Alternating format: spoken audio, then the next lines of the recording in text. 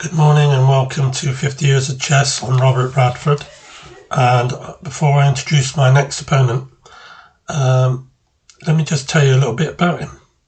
He's had a very illustrious career, very intelligent man, Dr. Tim Poulden. If you look at the screen here, you'll see that Tim was a Innovation and Development Manager at ATAS Sports in Exeter, a role spanning numerous areas including technical training, code innovation, design and statistical workshops for PhD students and other audiences. This is a guy, what I think in the US would call a brainiac. Well, we call them brainy people here, but it's a good term. I like it. Brainiac. I like that very much.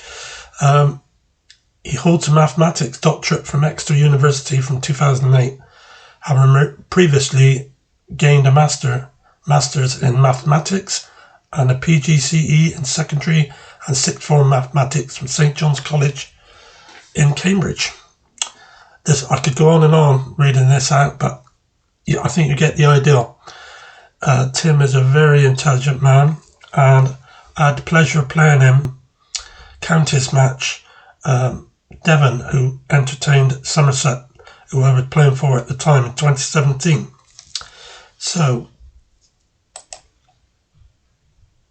I now want to show you a bit more about Tim.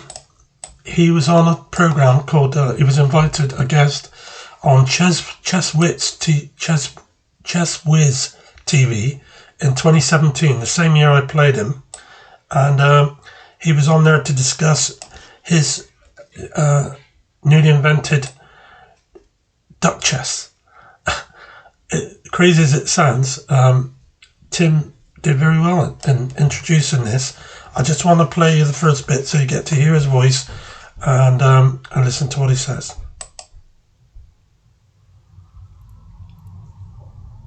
Welcome everyone to Chess Whiz TV episode 342. Today is March 25th, 2017, and we have a special guest with us today. I am very honored to have with us the creator of a variant called duck chess. So we're going to get a chance to play duck chess today, but before we do that, let's bring him on the show. Let me click this button here.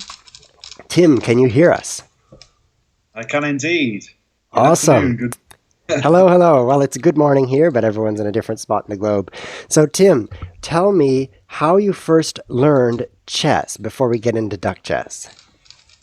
How I first learned chess. Okay, so I learned it as a junior, probably aged 5 or 6, and I've played for the county team when I was young. I actually stopped playing for a few years in my 20s, and then came back to it maybe 6 or 7 years ago.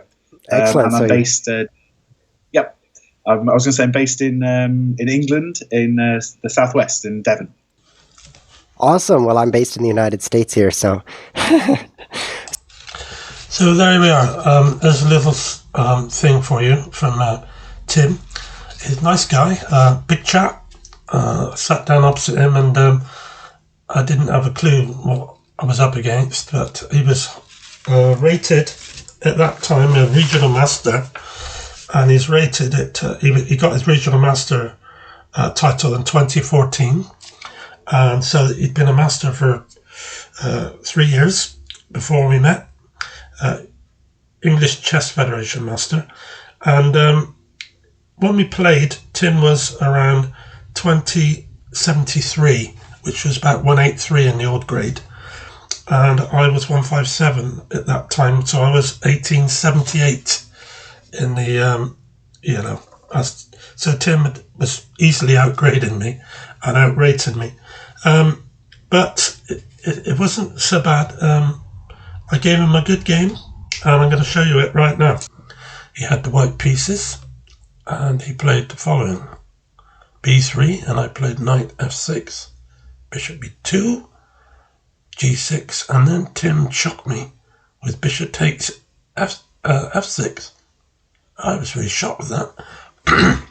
I have known one player in the Bristol League, Andrew Porkowski, who plays this kind of thing, but that was some time ago. But I haven't ever come across it in a over-the-board match before. So I took and then he played c4.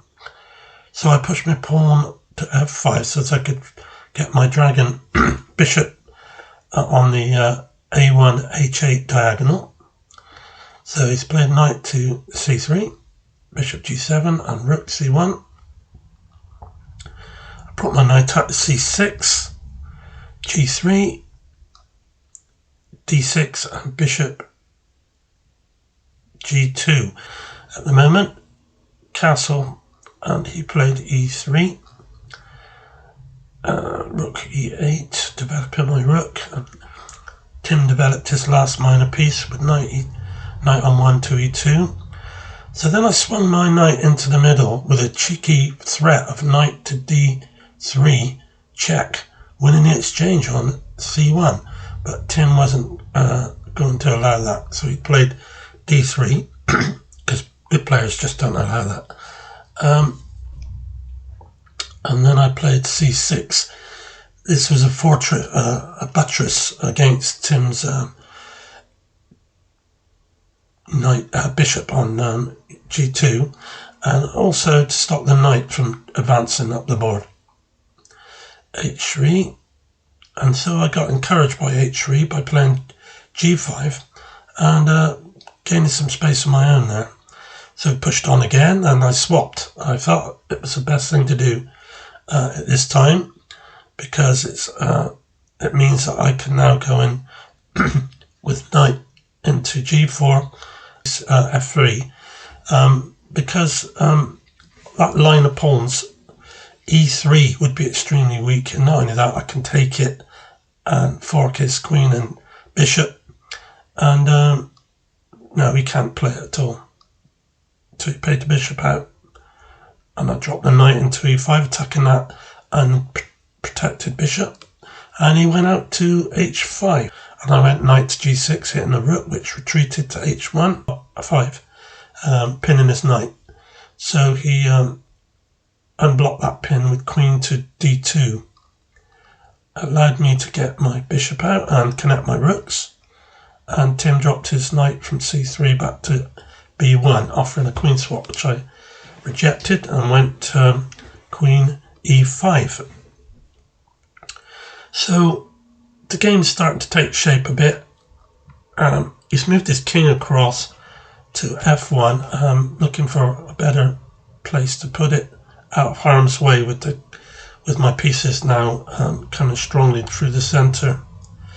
As I move my rook up to connect the two rooks with the queen on the e1, e8 file, and he's brought his knight back again to c3, and I played rook on a1 to e8. So there you are. I've got a pretty strong centre, though d4 would be a bit of a problem for me. I would have to go queen back to f6, because I would still have to maintain some sort of defence, because I have got a weak pawn only guarded by the king on h7. So he played b4, and I dropped my queen back to f6 before he could play d4 and winning a tempi. So he's gone in now, knight to f4. This is getting a little bit more serious now.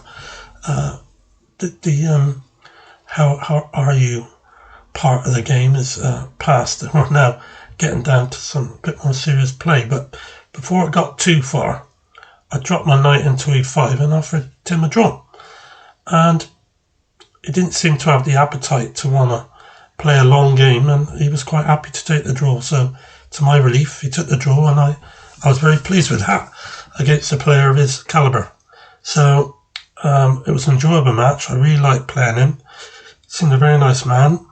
And Mr. Tim Poulden, Dr. Tim Poulden, this was my opponent. I'll show you a bit about him, and it's an interesting character with this duck chess. I should imagine it's quite fun. I'm not sure it's for me, but a lot of people would like to be involved in that. And Tim was, if you like, the inventor of it, which will bring a lot of joy and fun to a lot of people. So well done, Tim. Thank you then for watching this. I hope you all enjoyed it. Thank you to all my subscribers, and I will bring you more games very soon. Goodbye.